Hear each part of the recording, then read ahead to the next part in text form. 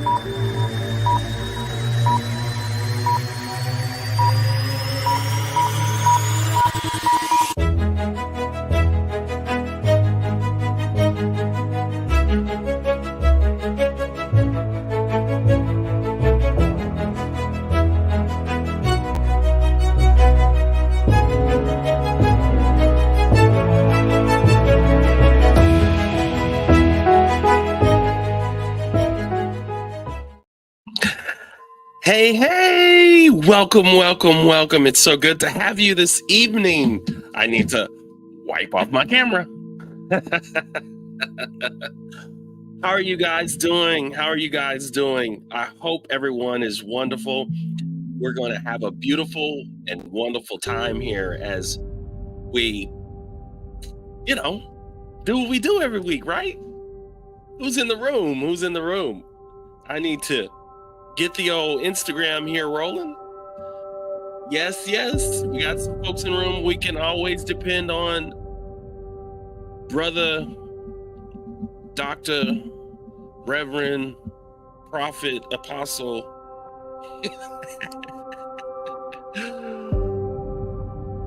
Mr. Rubin here. Good evening. Good evening. Thank you. He's in the Chicago area. Miss Williams and Miss Marie. It's good to see you. It's good to see you, Mother White. It's good to see you. Miss Pamela. Yes, it's good to see you guys. You guys, if you get a chance here, I got Instagram. I'm doing a little different. I'm gonna pull this down a little bit here. And we got some people here on Instagram. Hey guys, what's up? What's up? Thank you for tapping in and tuning in. We'll get this show on the road because we got some good things this evening. I'm sure you may have seen, I kind of got it up late, which is my little banner there that is talking about, we're going to talk about belief, and not only just talk about belief, but the mysteries behind belief, right? If we have any questions, there is, when it comes to talking about a subject like belief, when it comes to believing something versus knowing something, when you believe in something versus knowing something, if you guys get a chance, hey, how you doing? I see you in there, Derek and Miss Watson. It's good to see you. I know a lot of people have been taught to believe in God, believe in his word, if you will. Hey, Dominique, it's good to see you. But we've been taught to believe in things in life, right? We are born, of course, and the moment that we hit this planet, right? All of a sudden we begin to take things in, and I believe that, and I know that when we're born in this place, we are already born knowing something. We're born knowing something because of where we come from, if you will. We come from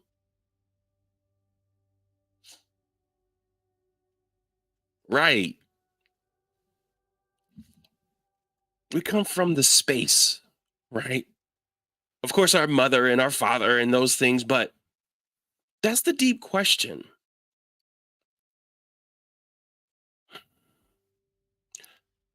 I like how a lot of people talk about this being a school, Earth school, right?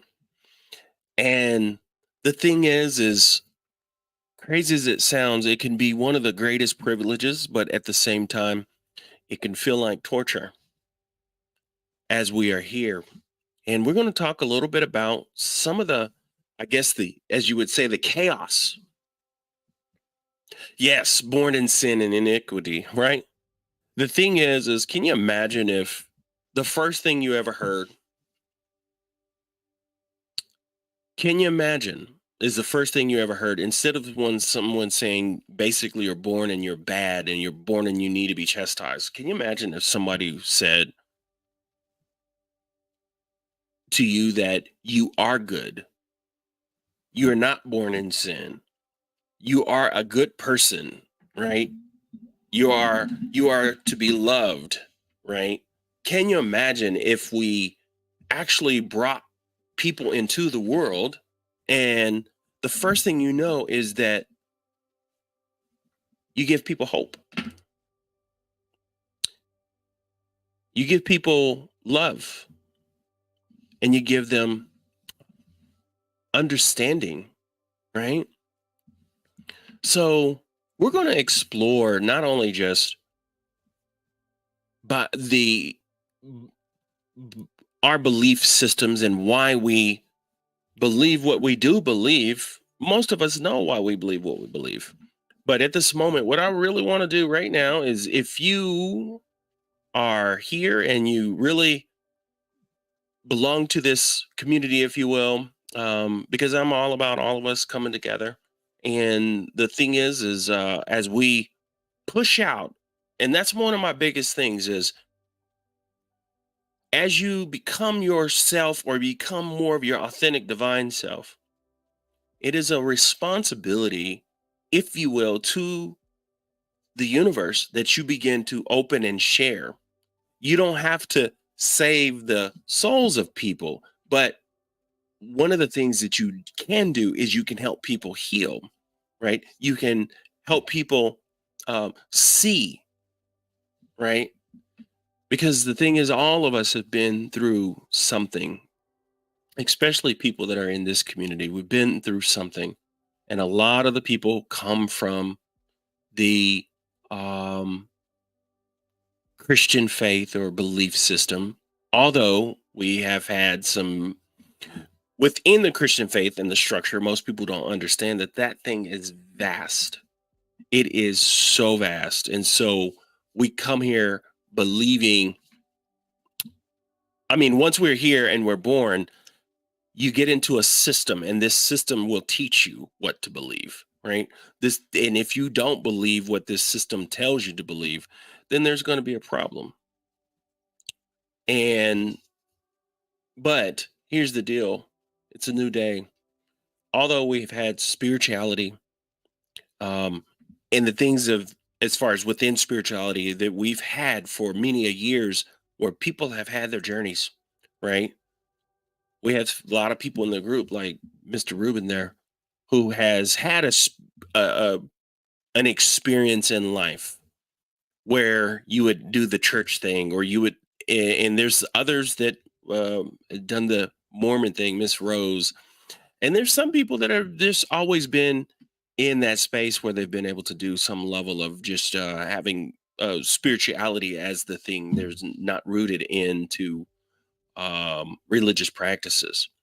But there's a room and there's a place and there's a space for all of us to understand and to um, connect.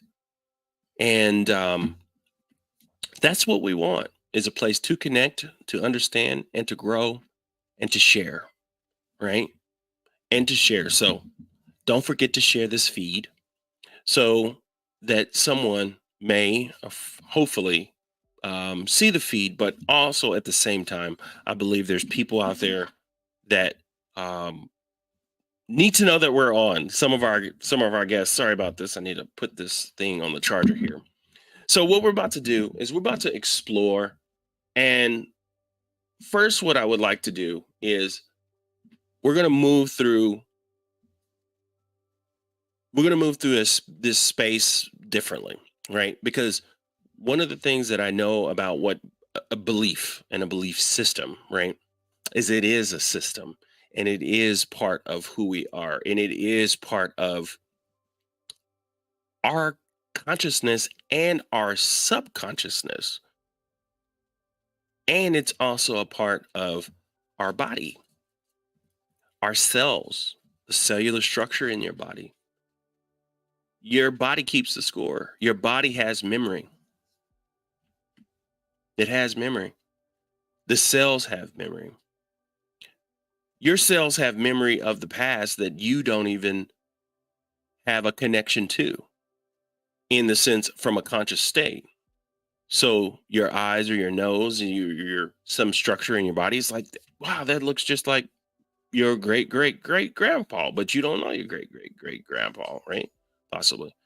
But yet though, the cells have have kind of taken that program and created that. And and all of a sudden now they're still part of your family history alive within you. And so, um, but tonight we're going to focus and we're going to talk about belief, the mysteries of belief, why we believe what we believe, and also what you can do when you begin to question what you believe and you begin to do the things that are necessary to change those beliefs. But not only can you change those beliefs that you have, you could be also could begin to change the cellular structure of your body based on the practices of reprogramming the mind and the subconscious mind, allowing you to be open and be free. One of the things when we use the word belief and we say something about believing in something is we have to understand and we have to know, of course, 100% where we're from here in the good old USA. Some of us are, we have people that have tuned in from across the pond. Um, but for the most part, the world is consisted of mostly people from the Christian origin or religion. Sorry. Um, Essentially, they all are a part of the Abrahamic. I'm sorry. Essentially, a big part of America is, I'm sorry, a big part of the world is the Abrahamic faiths, which are Christian, Judaism, and Islam, right? So you got 2.5 billion, then you got 2 billion, and then you got like, I don't know, I think a billion, right? Half of the population, almost half the population of the earth is those three religions, Christianity being the biggest through colonization and the massive spreading of that communication. I don't want to talk too in depth about just that, but knowing that what we believe and when it comes to belief, a lot of times that is still going to go in the context and start going towards deity, that's going to start going towards religion, right? But my thing is, belief is way deeper than that. But can you imagine? That is what we have established as a state of consciousness is that our beliefs and what we believe is tied mostly to our faith and our religious belief. And if you really want to know what is holding the majority of people back in the world, it's not their religious belief, but it's how their religious belief dictates, determines, and limits them to even explore anything. And it's done in a massive manner, in a massive scale,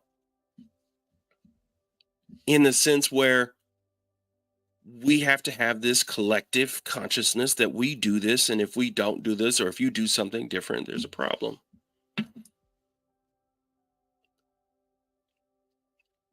And it has limit our abilities 100% to understand, connect, receive, and realize the power that we have within us. Believing something versus knowing something. Do you believe in your mother or father or grandma? Do you believe that that's your child? Or do you know that that's your child? You know that you know that your mom is your mom, correct? For the most part. At least you would have something that looks like her. You can see it, you can hear a sound, you can have some kind of connection. They've told you that when you're born, but at the same time, you can maybe have something that relates to understanding that your mother is your mother, right? So to believe something leaves room or doubt that you may not know. I believe it. I believe it. I believe it. I believe it. Right? Versus it's like, what? No, I know it. How you gonna tell me something that, you know, tell me something that I know and then try to make me believe in something that I know? So when a person I hear someone talking,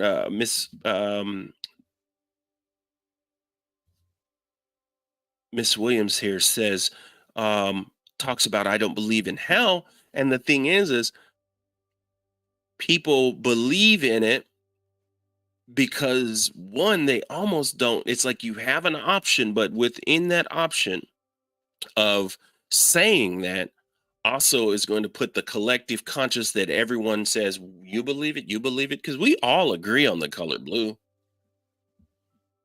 The color blue doesn't have to be the color blue or the color purple. There's a purple and a blue. And it doesn't have to be that, but we all have collectively come into an agreement. If you do this and do this, we all clicked into this agreement that that color is purple, right? We all agree it's purple.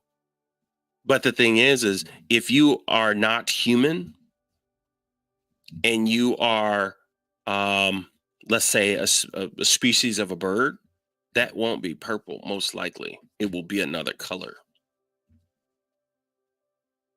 It will be another color because they can see so much more color. The realities of this world are limited to what we have confined it to be until we can expand our consciousness. The whole point of this, a lot of this talks, and the reason why a lot of us are here is because of the understanding of the expansion or the expanded consciousness. Expanding, as in it is expanding to us, but expanded is an understanding in the dimension of the now, in the dimension of everything is, it's already. So your success, your person that you want to be is already now, but you just may believe it versus know it. And when you begin to know that you're called to do something, you begin to know that you're destined to be, you begin to act as that. But there may be practices, there may be things that we have to shake, there may be things that we have to let go. And one of the things that we all clearly understand and clearly know that are on my page or around me is we clearly understand and know that we may have to shake some of the things that we have been told and that are limiting us. Recently, I downloaded a chart. And this chart is one of the most vast charts that I've ever seen. And it is the history or the family tree of just the Christian faith. The Islamic faith, I've seen it and is nowhere near Christian, right? Where from the time it started all the way until kind of where we are, even the metaphysical churches and some of the unity churches and things of that nature, they have some of those things listed. But if you were to see a list of the actual, the way the church or the way the Christian message have been spread, you would have to come to some kind of conclusion that there is no way that Catholicism to Eastern Orthodox, right? Western Western is really got a huge downline. Eastern, the Greek, and the Orthodox, Asian, Oriental. I mean, there's all kinds of um, different Orthodox. And the thing is it's completely different than what we have here. Completely different. But one of the things I will say, it kind of relates to this topic, kind of doesn't, but that is that within this space of Christianity in America, especially evangelical, Pentecostal, and charismatic, what happens is it's the loudest. It's got the loudest voice. It's got the loudest. What would I say? Use of technology, because it's about growing, and not necessarily growing. It's really about converting and getting people to convert. And you got to convert from here to there. You got to convert. And I speak on these things when it comes to belief, because it's hard for us not to understand what it means to believe something if we don't have that story, or if we don't ask the question when it comes to belief, and we start talking about God, right? And we start talking about ourselves, and we start talking about spirituality. We start talking about how we believe. So we're going to go on a little journey. And first, what we're going to do is we're going to we're going to listen to this 4-minute and 44-second talk about from Andrew Newberg. I've got videos for days, and this is an old video that most people won't find, but it will help us, right? And he's going to talk about how the human brain is wired for not just belief, but also for God. Because when we start talking about belief, we also will tap into the essence of a deity, or the essence of the source, or knowing. Then we're going to go down and we're going to break it down, and we're going to come into some Bruce Lipton, and we're going to start talking about the biology and the science, and how we are wired to believe. We'll go into that space. But first, we're going to venture out, and we're going to listen to this big think talk real quick. The question as to whether or not we are hardwired for religion and spirituality, I think is a very important one. When we look at how the brain works, it looks like the brain is able to very easily engage in religious and spiritual practices, ideas, and experiences. All the brain scan studies that we've done show that there are multiple parts of the brain that seem to get involved. So it really does look like the brain is so easily capable of having these experiences. Now, exactly how that ability got into the brain is, of course, a much more complex and both philosophical and scientific question. The scientists would say, well, maybe it was through millions of years of evolution that because being religious or spiritual was an adaptive process, it got incorporated into the biological mechanisms of the brain. And there's certainly a lot of reasons to support that. And of course, if you're a religious individual, it also makes sense that if there's a God up there and we're down here, that we would have a brain that's capable of communicating to God, praying to God, doing the things that God needs us to do. Otherwise, there would be this kind of fundamentally silly disconnect. We wouldn't be able to have any kind of interaction with God. So it does look like the brain, no matter how it got there, does have this profound ability to engage in religious and spiritual experiences. And that's part of why we've seen religion and spirituality be a part of human history since the very dawn of civilization. One of the things that we find to be such an important element of many of the rituals and practices that people do as part of their religious traditions is the repetition of it. The more that you come back to a particular idea, the more you focus on it, the more you say a phrase or a prayer, those are the ideas and beliefs that become written into the neural connections of the brain. There's a cute saying that neurons that fire together wire together.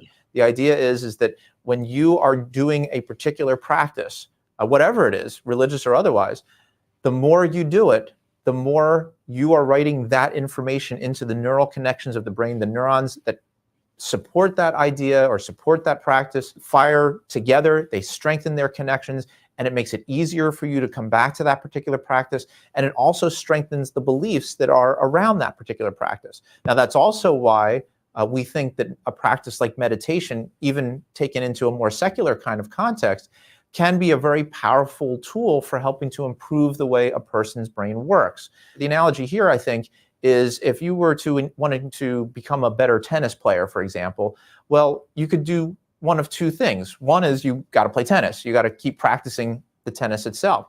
The other is that you could go to the weight room and lift weights, or you could run, which is more general strengthening and conditioning. Now, if you wanted to become a good basketball player, you wouldn't play tennis. You'd shoot baskets. But the weight training and the aerobic training can be good for both. So meditation may fall into that area where maybe you want to be really good at doing crossword puzzles. You want to do a lot of crossword puzzles. But if you get really good at crossword puzzles, it doesn't make you a good chess player. But if you do meditation practices, it might make you better either in doing crossword puzzles or being a good chess player, or maybe even being a better athlete. So it has something to do, I think, with how we can more generally improve the function of the brain that these kinds of practices actually can help with. So, well, if you're at your desk and you do feel like you really need, the world is just flying around you and you need to take a moment, you can literally just sit there at your desk, put everything down.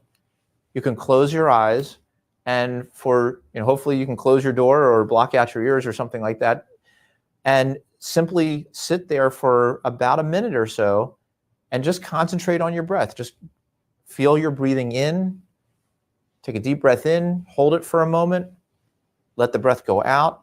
And as you do that, just concentrate on that breath coming in and the breath coming out. If you want to, you can actually focus a little bit on some of the areas of your body, especially if you have some discomfort or stress, you're feeling maybe a headache or something like that. You can concentrate on that a little bit. Let yourself feel it. And then each time you feel it, then just go back to the breath, breathing in and breathing out. And if you do that for 60 seconds, maybe 2 minutes, then you can open your eyes back up and return back to your work. But you will feel that little bit of rejuvenation. You'll feel a little bit better focused, and you'll be able to go back to concentrating a little bit better on whatever the next task is at hand. He got a little bit involved in some of he went ahead of me, and he got a little bit into how we can go into the biology side of changing our belief systems, right? We'll go there later.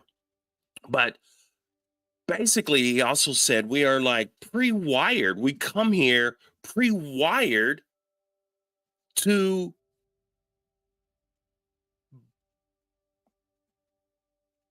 know God. We could say believe God.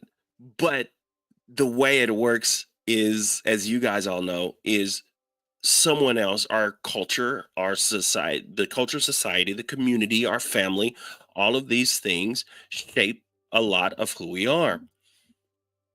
If you look at the geographical location of where you are located on the planet, it may determine how you feel about certain things when it comes to what you believe.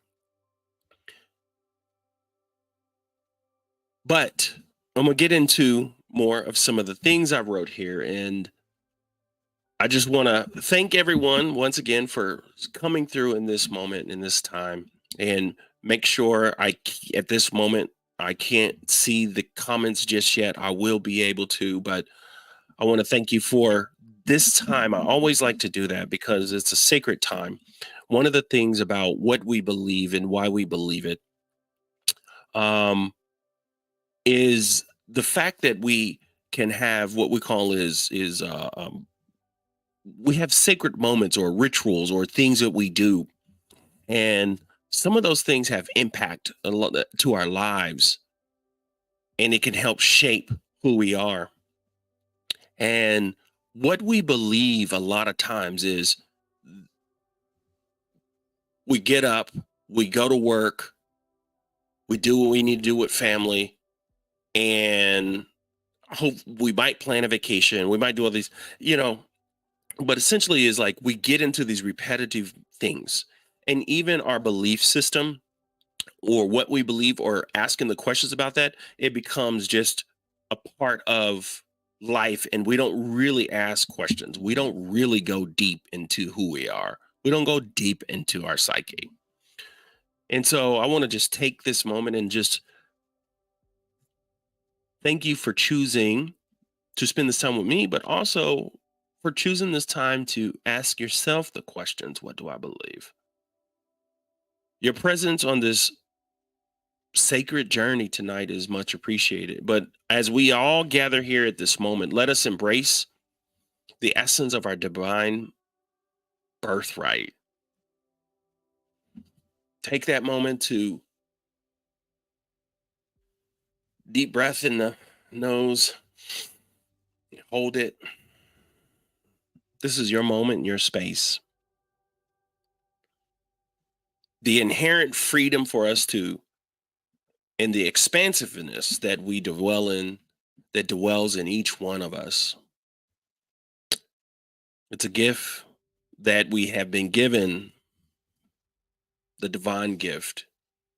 And we're going to question some of the things that we believe and why we believe them. One of the big things I say really big here in our country, in America, we're no stranger to the constructs of the church and Christianity and even other faiths. But it is one of the part of our collective consciousness. It is part of the beginning of our understanding, even though it has changed and people have explored everything from when it comes to a deity and believing in a deity. A lot of that has been taught to us. A lot of that has been pushed upon us. But I'll tell you, there's a stirring that has beckoned upon us to go deeper and to ask deeper questions to the narratives that have been handed down through the ages. In the year of 2024, amidst all of the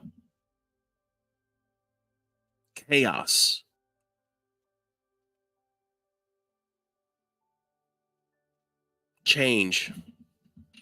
the change that is crashing upon us, that's coming to us right now, we find ourselves somewhat at crossroads, and different people across the whole entire world is beginning to ask questions about, do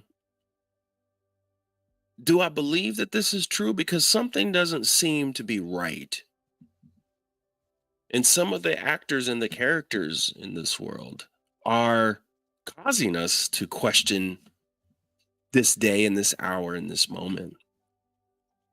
But I'm here to let you know that we don't need to be disheartened, for the question is not a novel phenomenon. Throughout time, we can see the courageous souls of daring people that are dared to challenge the status quo and seek the truth beyond the confines of the convention or the spaces that we seem to be like, this is normal. We're asking different questions. We're questioning our beliefs. And as we question our beliefs, we're saying, I don't know if this is worth it. And some of us can't question our beliefs. And I believe that the best thing for us is that we can receive or go to some form of therapy. Especially some of us that have experienced or gone through various things within the religious space, leading more towards religious trauma, as we talked about last week. I think that's a theme that may come along. And as Mr. Rubin would talk about, is having a safe space. I believe that this is I would like to have more of a safe space so that we are able to come and ask the questions, or we are able to come and have these conversations. As we gaze upon the canvas of history and we look in the back, I want to draw inspiration from the threads of wisdom that has been left by even our ancestors first, And not only that, but let's look at just the history of what we have experienced and been through. And there's things that we used to believe that we don't believe anymore. There was once a time that we believed that if you ran a mile within 4 minutes, your heart would explode. And every since it has been accomplished, numerous people did it. Can you imagine? We limited ourselves based on the fact that we were told and we believed it. No matter, no different than a lot of different things we've been told today. And there are some people that will come against you and fight you for what they believe and not allow you to question your own beliefs.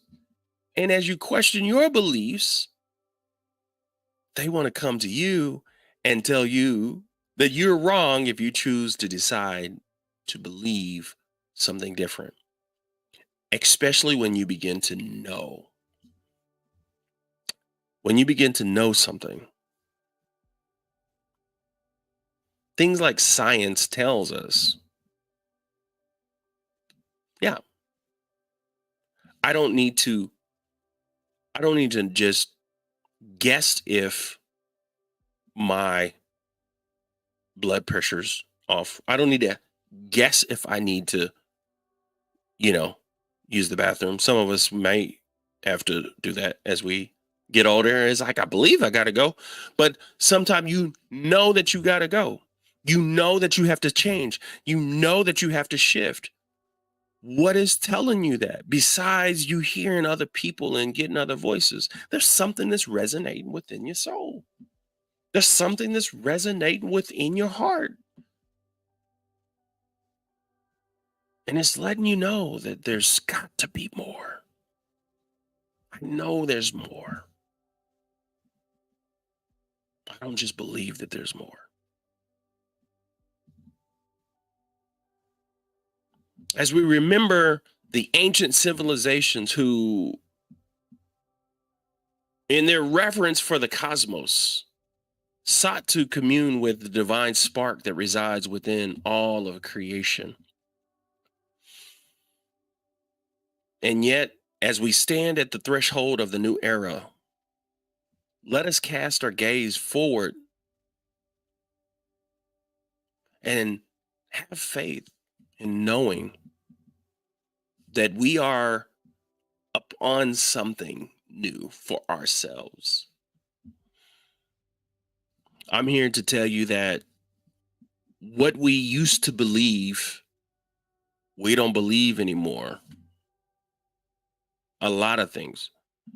And the reason why we don't is because some things are just based on science. Some things are based on knowing that we don't want to do something in particular. Me, when it comes to what I believe and what I know that I don't do certain things. I don't go to clubs because I don't want to. And so, in the same sense, I don't go to a physical church building typically because I'm good. I'm into another space. But one thing about beliefs that we're beginning to understand is that the beliefs are much deeper than just a spiritual practice or some spiritual understanding.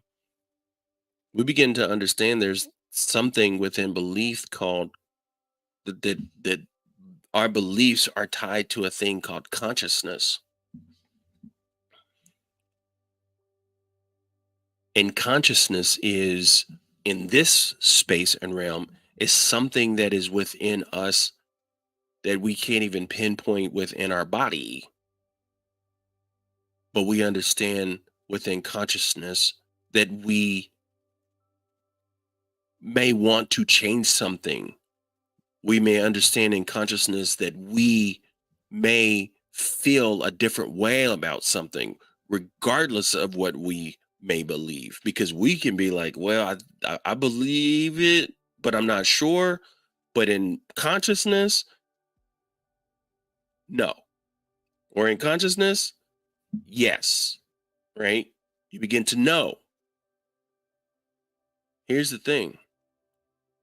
When you begin to question what you believe and why you believe it, you begin to know mama did it, daddy did it, grandpa did it. You know, the old thing talking about the pan, when there would be a saucepan, and I'm sorry, not a saucepan. It was the ham or turkey, and they would cut off the ends of the turkey to fit in the pan. And they would only do it. I'm butchering the story, but they would only the mom would only cut the ends of the ham to fit the pan. It was basically based on tradition. She only did it based on tradition, but we carried it on for no reason. That's the moral of the story. How much are we carrying on just because of tradition, and it's not really helping us? There's some shifts happening in what we believe, and there's some shifts that are happening in your life. You can move from believing something and move into knowing something. It happens all the time. And how you do that is beginning to understand that we have the conscious mind, but we also have the subconscious mind. And in the conscious mind is where we begin to self-actualize, and the subconscious mind is where we begin to the shadow work begins to happen. Carl Jung, one of my favorite, he says, until you make the unconscious conscious, it will direct your life, and you will call it fate. And that is also a paraphrase of something bigger he said. But in other words, your subconscious behaviors and things that you believe to be true may not be true. Another thing is things that you may be doing in your life and not knowing that you're doing it because it is a part of your behaviors. Brad, you talk about killing the ego. You know what I usually say is I love to say dancing with the ego. When you dance with the ego, you get to call that thing out, right? When I get into that ego, so that the ego self, right? You get to point it out. You get to be like, I see you. You're trying to get in the way, right? When you begin to see, oh, brother, I'm glad you brought up the ego, right? Oh, most people talk about edging God out, ego sense. What I love about the ego is the fact that it's just something that is the driving force behind the desire, and it can motivate you. But what happens is when you can put that puppy in check, when you put it in check, in other words, meditation really helps with this. You're driving down the road, and some people drive down the road and they're in a car and they're yelling at this person and yelling at that person, and they're mad and they're going crazy. If you are in a meditative practice, all of a sudden, the separation of that ego self and that divine self can begin to work hand in hand. Whereas, like, what are you doing that for?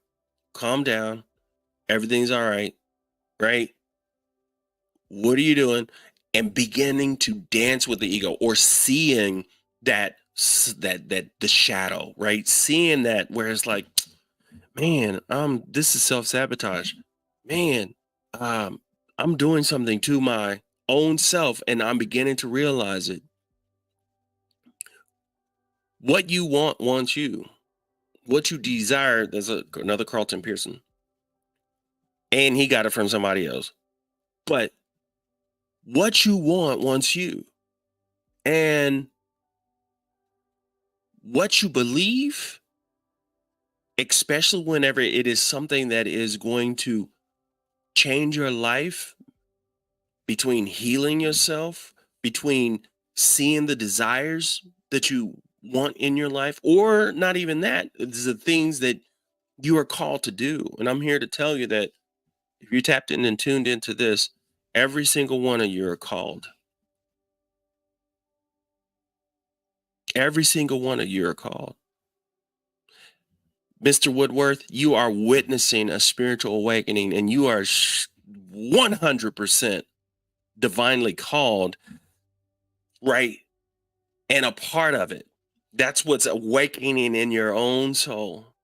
And yes, you're right, 100%. Where I just watched a video about how certain age groups, the millennials, and they are not necessarily raised with a lot of spiritual practices. And the thing about spiritual practices, if they are not so dogmatic, um, what happens is it can actually help you not just grow, but be at peace. It can help with depression. It can help with your mind, right? It can help with your existence, purpose, having a purpose beyond just getting the Lambo or getting the big house, and some of those things can be fine to desire, but when those desires come from a place of ego, when those things come from a place of greed or selfishness and you can't check it, what happens is it begins to have you versus you having it.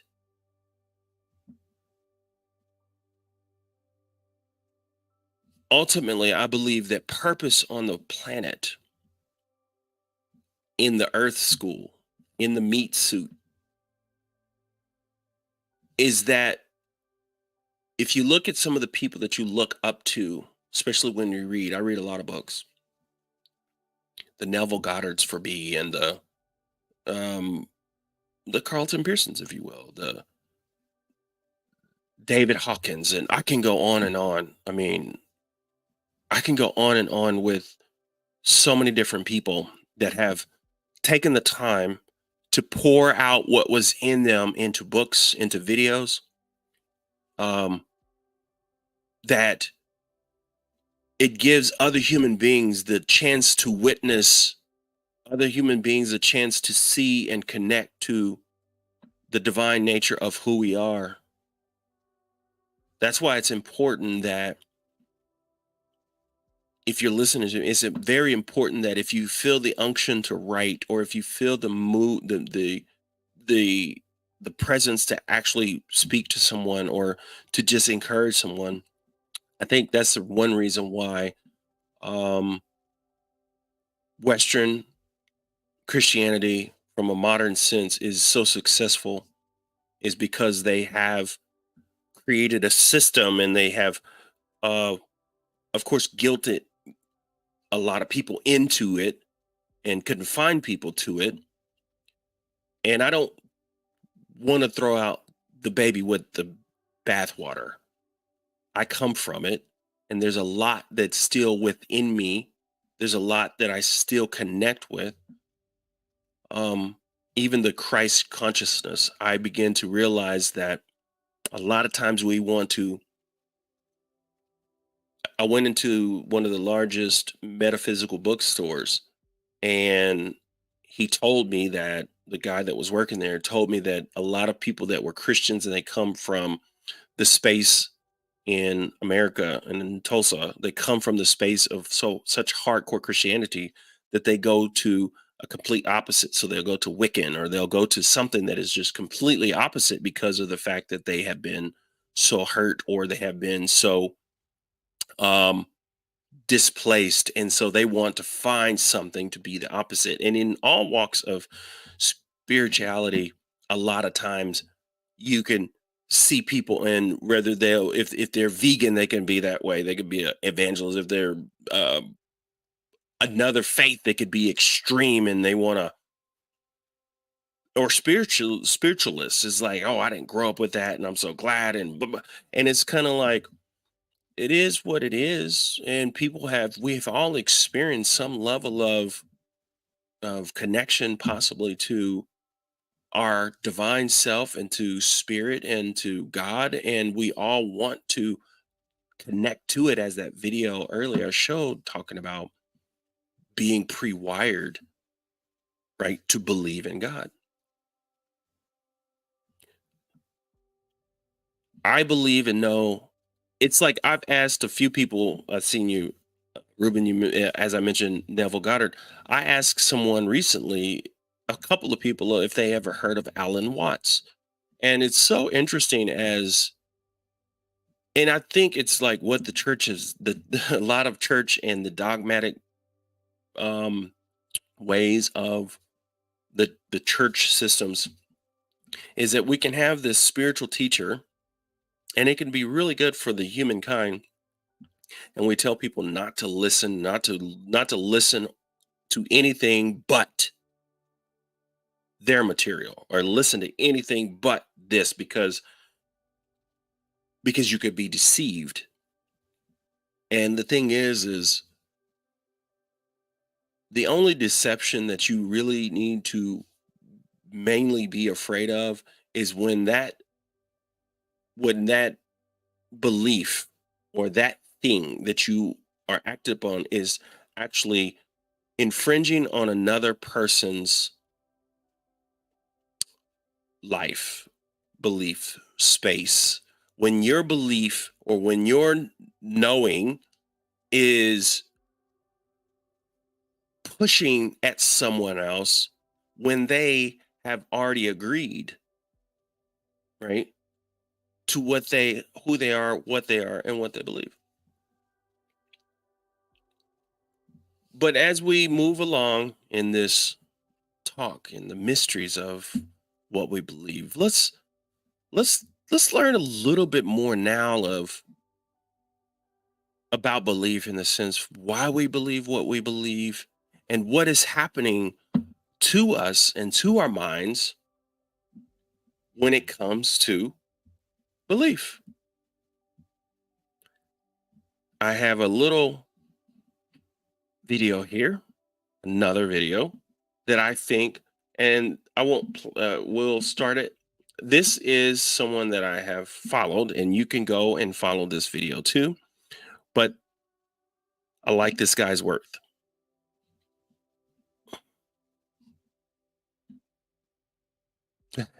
Here we go.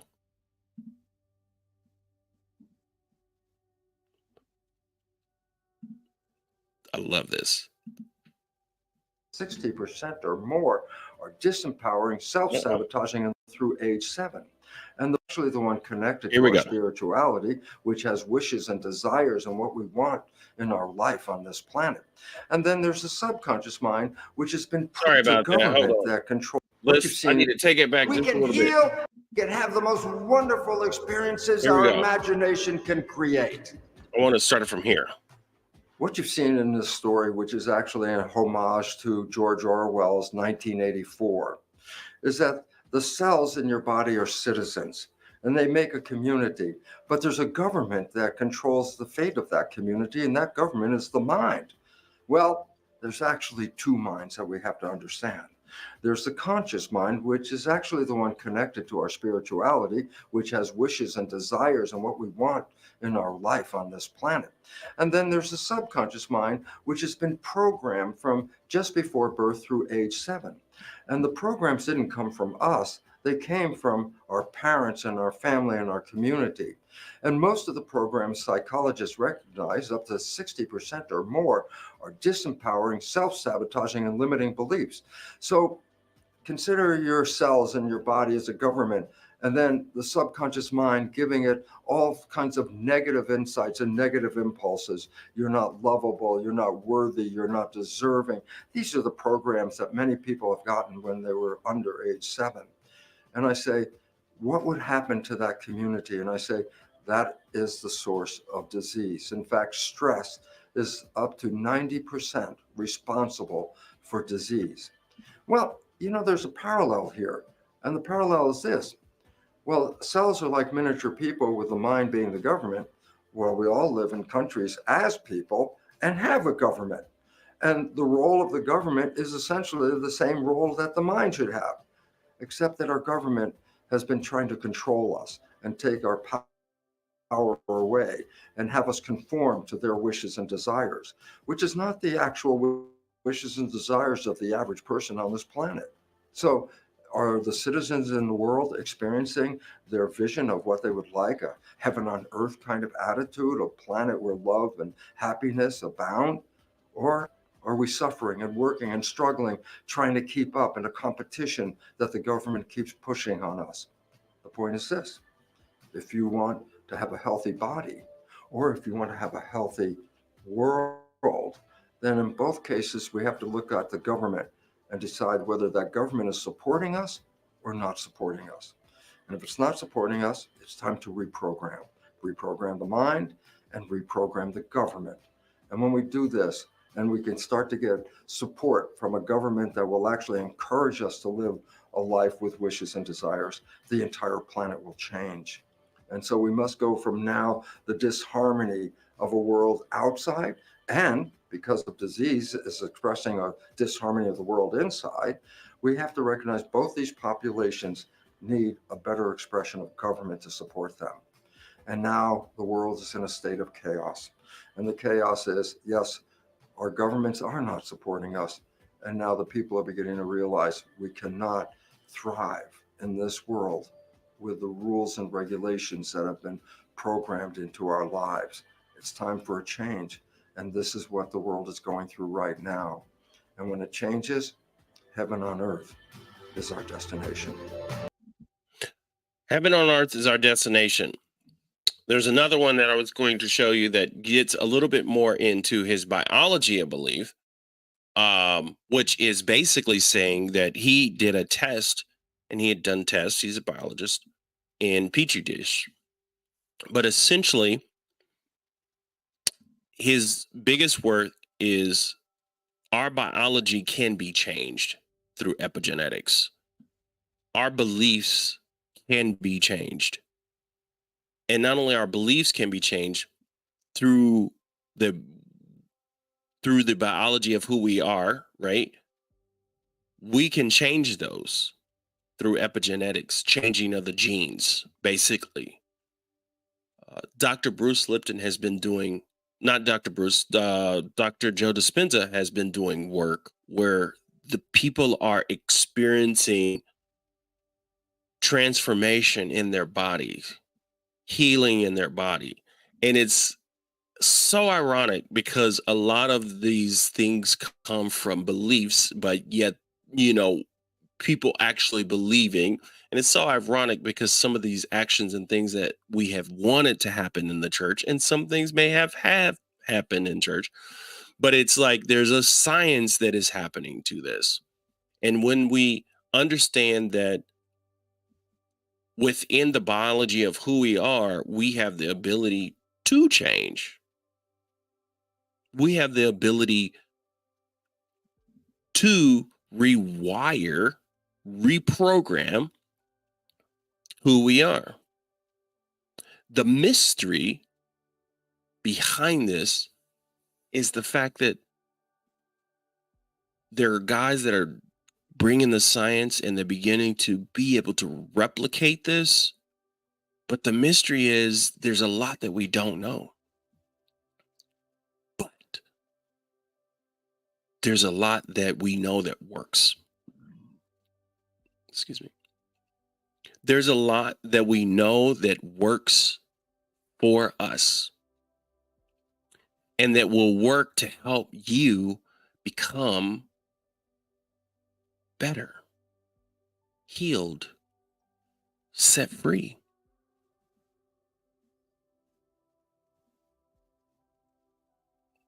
Thank you for your comments. I love it as we keep that dialogue moving. I realize and understand there is some amazing people that is within the spaces of expanded consciousness, and there's some amazing people that's connected to me and that's connected to Bishop Carlton Pearson, and now we can all be connected to each other, because when we develop this new collective consciousness, right? A lot of times you hear about governments, like Bruce was talking about. There's a lot of times we can hear about also within churches, and which go hand in hand. The media and what it's putting out is a vibration that is not going to work for you. And the thing is no different than some churches you can go to. They get package a lot of stuff that you may believe, or a lot of stuff that you may want to understand and know. But then there'll be a lot of things that's packaged inside there that may not be good for you.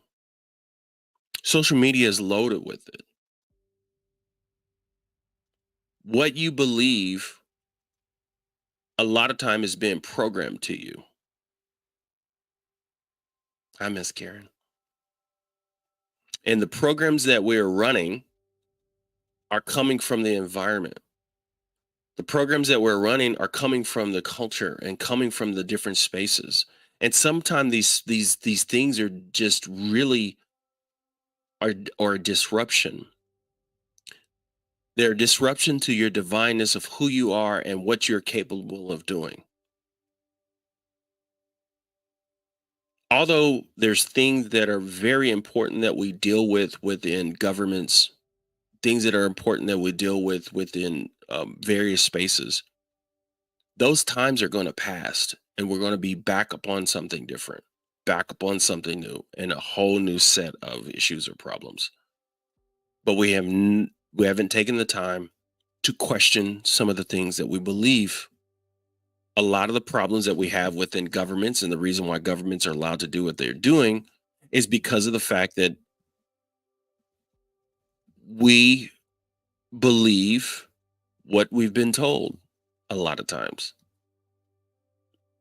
And all of the parties are ran by us, and us are meaning humans. And as we begin to change who we are personally, going within, right? Receiving and teaching and delivering and helping other people and people grow, helping other people find a place of safety. I believe this is the collective and the consciousness. There've been hundreds and hundreds and hundreds of people, especially in the metaphysical and the spiritual spaces and even psychology spaces, but they've and even in the Christian spaces, right, that were more inclusive and more open, the Christian mystics and things of that nature. I went out to the Osage Forest of Peace. It's a wonderful facility here in Tulsa, outside of Tulsa. I want to definitely have a retreat there. It's so amazing. They have little cabins, and it's out in a forest, and it was designed by some Benedict monks, nuns, as an interfaith spiritual retreat, and it's really neat.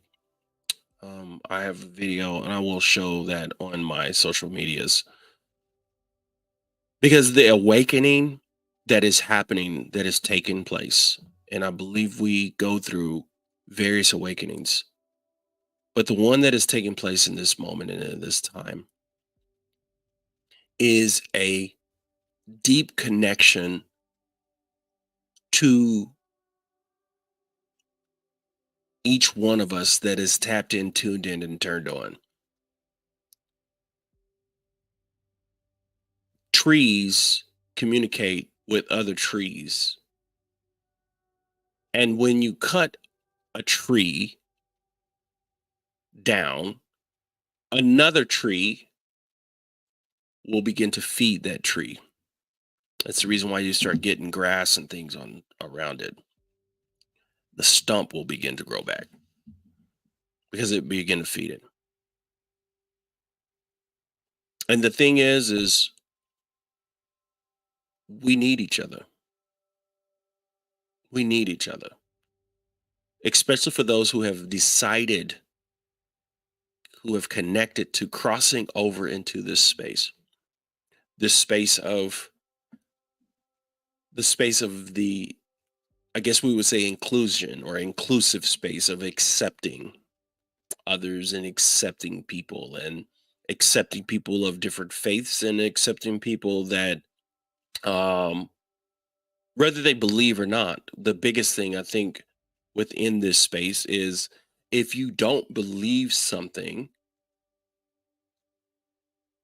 like hell or various things within the Bible, it's okay if you do believe it, but don't have an understanding of how to still yet love someone and not necessarily condemn them for not. Personally, I believe it's very healthy if you can get into a relationship with a spiritual connection within this journey that allows for you to be free of it, to realize it, to understand it, to connect to it. There's power in letting go and allowing. And I believe in a God that looks beyond your faults and see your needs. And how is it that God is not going to, if we go with that narrative, but how is it that God is not going to necessarily understand all of the chaos within the mind and the chaos within the uh, understanding and trying to figure it out when you have literally 44,000 denominations and you have so many different sectors of just of Christianity, when if you look at even that story, he didn't even want to build a church. Jesus wasn't coming to necessarily build Christianity, right? And when I say church, he wasn't. It's weird that we really think like the belief that we have is that we were supposed to be building these buildings that contain, you know, a lot of people and these systematic or these organizations that are literally worth more than Apple, Google, and Microsoft combined. I just read recently that the Mormon church is the wealthiest church and they have over, I think, $350 billion tax free. I'm not saying that we just need to go hit them up with these taxes and just get the money because we got to do the right thing with the money then. But even if you have that much money, can you imagine what you could do for the rest of the world? Truly do for the world, truly do for people if you collect it and it was actually distributed tax free to the people? Really, truly. Imagine a place we could really have, but we can't even agree on the fact that love is the answer. We can't agree that love wins. Love, absolute love.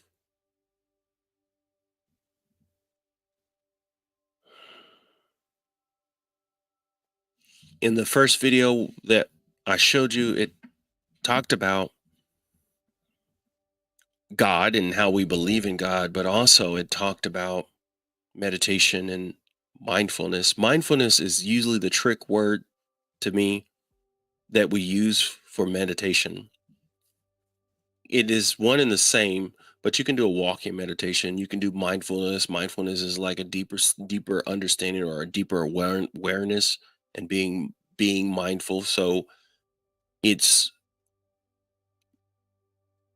taking the brain from being singular and just thinking about all the things that are going on in life and things you're doing and moving it into the self, and then you're going from inside the self and you're making yourself aware of your surroundings, mindful of that. You bringing that in, being mindful of the body, being mindful of the internals of the body. Now it's like the conscious mind is being able to kind of separate. I'm not thinking about the stuff or the actions that are happening out there. I'm just focusing on between myself and the brain, right? And when you begin to practice this mindfulness, which is just being aware, and then you can be deeply aware, what happens is you can move out of that space and you can move into a space of being meditating in the sense of going deep into the heart. And when the thoughts come, you begin to let the thoughts go. And like the man said, if you wanted to play basketball, you're going to play basketball, you're going to practice shooting baskets. But also, he said, if you wanted to lift weights, it can maybe also help you whenever you play tennis and you want to get better at tennis, you can still lift weights. But what he's saying also with the brain and with consciousness and with connecting to the consciousness, you have the ability to exercise your consciousness, and you can have the ability to exercise your awareness. And as you begin to exercise your awareness and exercise your consciousness, all of a sudden you begin to it's much easier to separate, and you begin to tap and tune into the God self, the co-creation or co-creator, right, of who you are.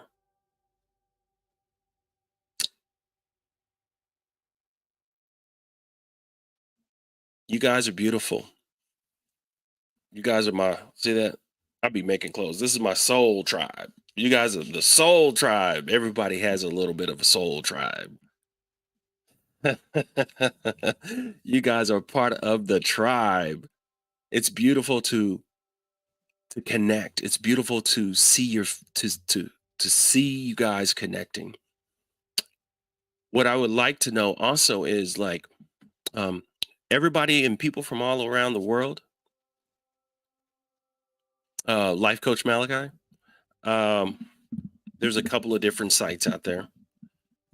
We have Life Coach Malachi. This is my main site. If you wanted to just reach out to me, lifecoachmalachi.com. But then I have Divine Authentic Self, and I'll post that here. This is my list that I'm growing with the Divine Authentic Self. So you can go there, sign up. There's a program that I'm pushing for in the private community. I'm going to tell you now, I'm going to release the private community this month. Because what I would love to do is come out of this and then pop over into the private community and continue the talk, but also pull up a Zoom link and let some other people chime in, and we can chat. We can really begin to chat and talk and dig deeper, and then have other days that we can have talks and have meditations in the morning and things of that nature. I do meditate multiple times a day. Once you begin to do it and you develop a habit or you develop a process, not meditating is like you can skip it or you can miss it a day, but what happens is, like you got to go back and do it, like, because it's almost like your own quiet time. It's almost like that exercise that you know that you can connect and feel God. If you want to connect and feel God, there is nothing like getting to the point where you can sit in silence. There's nothing like getting to the point even where you really begin to move from the mindfulness and move into the heart, and then you begin to let go, and you begin to feel the transformation happening in your life. There's transformations that can and will happen to you, through you. And if we want to see some transformations happen, if you want to witness some a transformation in your life, you can. And it begins with opening up and allowing for you to learn how to love yourself. Love yourself. And what does it mean to truly love yourself? When you know that you don't need to be getting up to go get some cookies tonight to take them to bed, don't.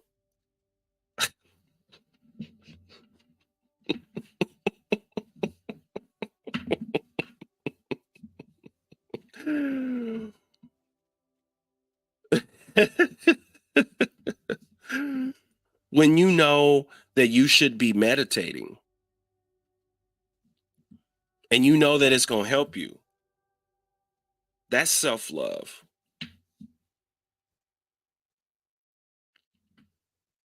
It's beautiful. It's good to see you, Mr. Woodworth.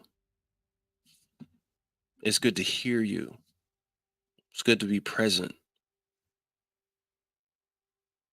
Guys, you have to imagine reaching people all over the world, and then to see someone from your hometown is it's like seeing family or hearing from family, especially such a small town. As I've traveled the world, and we're growing in numbers within this community, expanded consciousness. Hey, Miss Bianca, we need to have you on. We definitely need to have you on. You guys are wonderful and amazing. Before we go, let's go ahead and tune in real quick, right? Let's find a good one here. See if we can get something rocking and rolling here.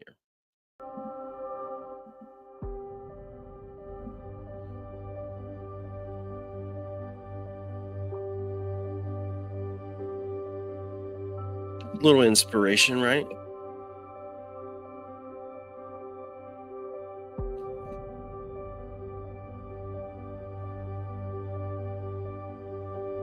Deep breaths, deep breaths, deep breaths all across the room, in your space.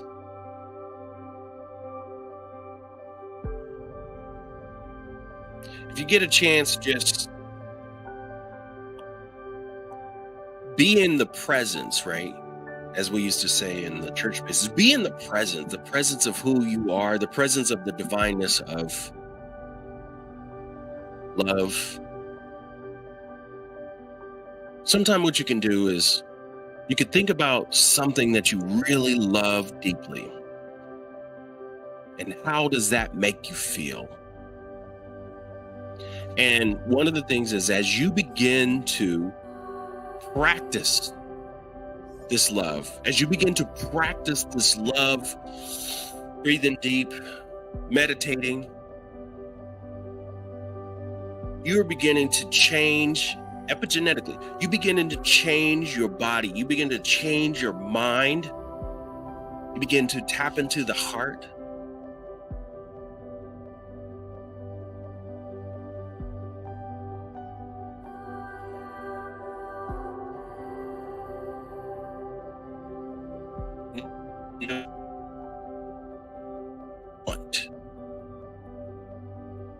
Although we talk about the chaos in the world, let's take a moment to find ourselves. Let's take a moment to connect to our own self. Take a moment to find love within ourselves.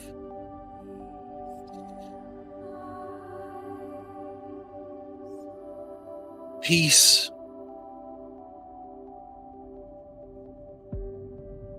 That is something that we can do. That is something that we can do for ourselves. And there's something about when we do this together.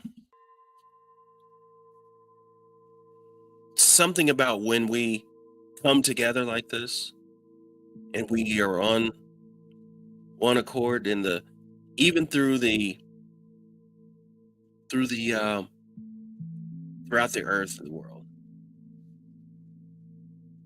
There's no distance when it comes to the universe and the earth.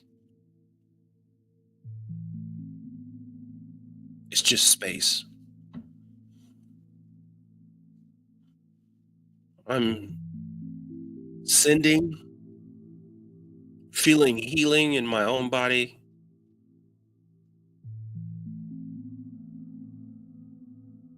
For you.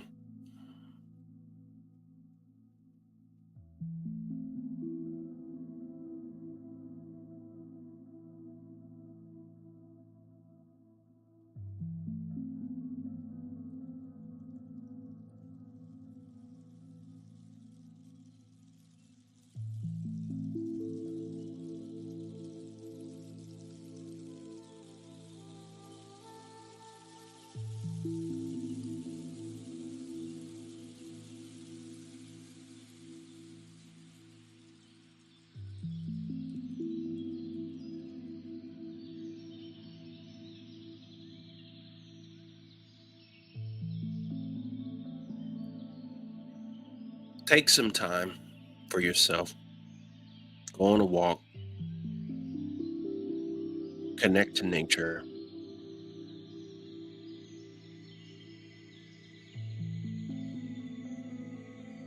As you question your beliefs, what you believe, be okay with not knowing.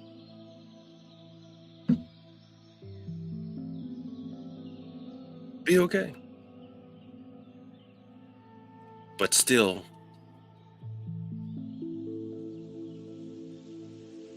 be okay with who you are.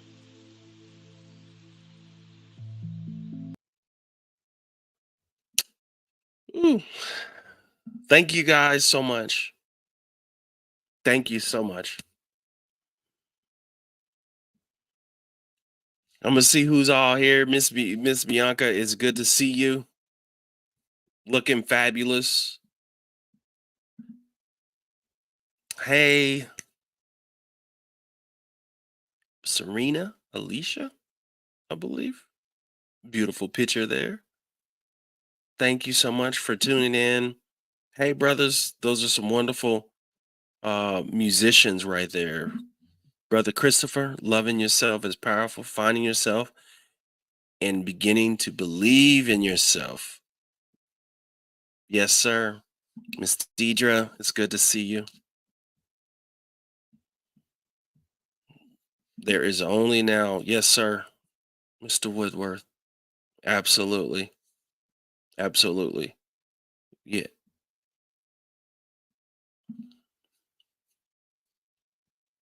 Yes, sir. Yes, sir. It's so amazing. Yes, we'll be seeing you. Miss, thank you so much. Thank you guys so much. We're going to have Miss Dorothy on. She is a beautiful therapist and she's amazing. Got some books. We're going to be sharing her to the community. Miss Peggy, you weren't too late. You can always go watch in the replay. You can always go watch. Miss Velma, it's good to see you. Thank you so much. You've been connected with me way before Bishop passed. Just noticing everyone that's on here. Good to see you. Good to see you. Oh, Brother Clapp, Apostle Clapp. Christianity was started by political reasons, using religion to control, exploit the human resource. I love you, sir. Thank you for tapping in and tuning in so much. You guys are awesome. Yes, I will be seeing you again soon, sir. Mr. Woodworth. And heck, you're not that far away. I believe you would love to come to where I'm at. I would love that. That would be beautiful. You guys are amazing. So amazing. I'm always do this because even though I don't want to do this because I feel weird, but I was told that this is the Cash App. If you want to help me with all of this, this is the Cash App. And some of you I appreciate you, and you are on my radar and on my list as we're moving forward. Those who have already put into this, what's going to happen is there's going to be things that I work out, right? For you to already be a part of the private community and things of that nature. So if you give now, this is Cash App. If you do that, and some of you already have, it really, you have no idea on just doing this thing and um, all the different, just the costs and things of that nature. But that's no big deal to me because I'm blessed and highly favored. And we're going to push and do things that help individual people, right? To become them. I'm really big with helping people become themselves, allowing them to do things. And if you can allow someone to do some things in their lives, right? See themselves being able to start businesses or being able to write that book or being able to I'm a person that is really big with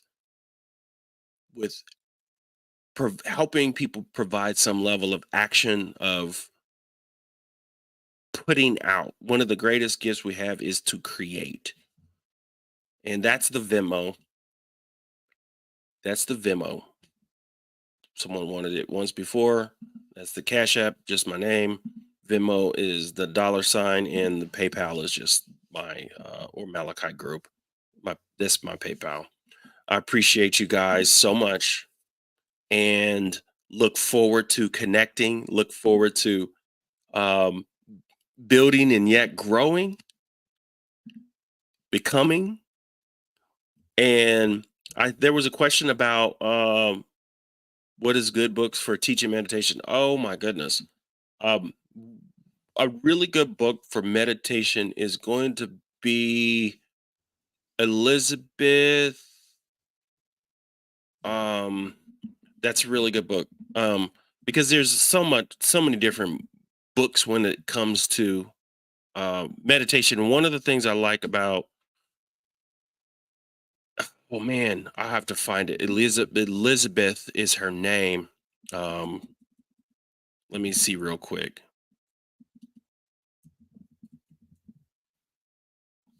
I think it's Elizabeth Gilbert or Elizabeth. No, that's not her name. It's one of the things I liked about Elizabeth. Her name is Elizabeth, but she done these meditations that it was a book that made meditation, mindfulness, and manifestation. And she did it for corporate America. She made meditation easy.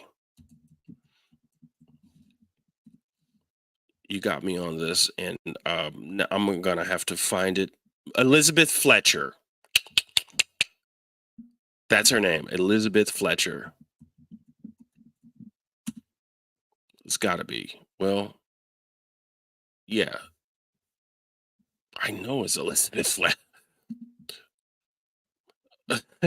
Maybe I'm wrong. That came up with somebody else. Emily Fletcher. Jesus, Emily Fletcher. That's who it was. So if you Ziva, Ziva meditation, Ziva meditation, she basically took what she got from Ziva meditation, Emily Fletcher. Zivamed.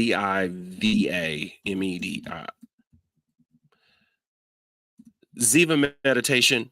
That's a good book. Now, Insight Timer is also good. It's free. You can, Insight Timer.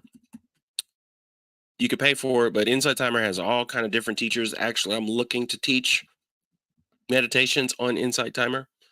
Um, um, I like Ziva. It's good for people that, are just everyday people because it has more of a corporate, you know, way of dealing with it. It's really, yeah, I really liked Stress Less, Accomplish More, right? Stress Less, Accomplish More is the name of that book. There are a lot of different books that are out there. Um, that book I listened to online. You can also get on the internet, most likely, and hear some of her talks, um, which is really good. And I plan on getting on Insight Timer and having some of my own meditations. I've been doing it for a long time. I really love doing meditations, and there's power in how you do certain meditations, right? And there's power in certain meditations that can be they actually it can be different. Um, Not all of them are created equal, but all of them can be beneficial. Um, there's some classic books on meditation too, especially some yoga based.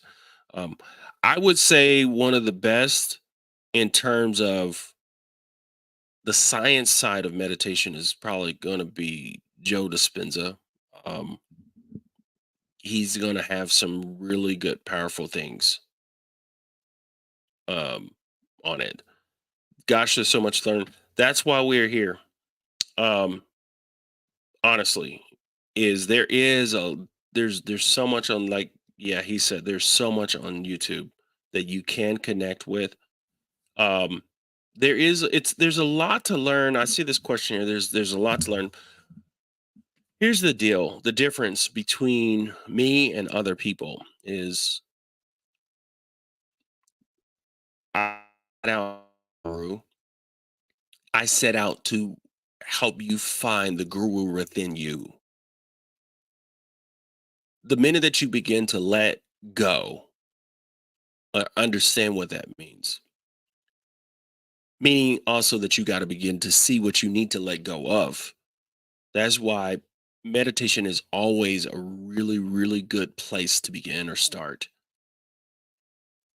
Being a part of a community is really good, especially a community that's based on inclusive, open to faith, open to affirming, whatever your life is, it just is. Um, but yet, though, with foundation, right? Foundation is it can get real woo woo, is what we call, like, So I do yoga on my own. I have been to studios. I have friends that work in studios and they're connected, but I also love doing it at my house. I'll do it tonight before bed. And I think one of the greatest things you can ever learn is developing a practice, right? Having sacred practices. And that is we get up, we go to work, some of us get kids to school, we eat, we repeat. Sundays, Saturdays, some of the same stuff, go to church, if you do that. And my thing is, when do you take time out for you? And if you're not, it's okay. Make sure you go sign up for the Divine Authentic Self. Because what happens is, hopefully, we can shorten the learning process. As different people are a part of the people, it's not all about me. Some of the people that will be a part of this as we do this collectively will all learn and grow together, right? Um, I'm really pushing and I'm on my different he's such a powerful person and powerful being and a wonderful teacher. um, former preacher, um, and a lot of things we don't lose. And so there's a community. And so you might see even him. He's on probably Facebook and other platforms. And a lot of these people that are in this community, we post stuff. We all are on this journey together. So the thing is, last thing I'll tell you, you said there's a lot to learn. Here's what I'm gonna say is that's what's wonderful. It's never ending. It's never ending. And it's so fun. And now dead books is what I call them. In other words, I learn a whole lot from people that have transitioned. Um, but also what I like to do is save you time. Because sometimes, you know, Alice Bailey and the Theocracy Society is where that, but a lot of she was like kind of almost like the person that they would call considered new age philosopher, theologian, if you will. Oh, where it comes from, that's new age. And they don't know anything about it. They don't know anything about it. That's witchcraft. They don't know anything about it, right? Because people that study or deal with witchcraft, a lot of them are spiritualists, or like, there's people that do potions and all that, and different, the different things they may have. And the people that use crystals typically are not just people that are claiming to be witches. But the thing is like, it's not like those people are going out saying I'm practicing some kind of thing that's going to go and hurt Christians. It's not like I'm reading this book and I'm about to go and try to hurt people. Like dropping the need to learn, you know. Um, part of that is just a part of life, right? Well, it's never ending. But with you having the ability to be open to say out,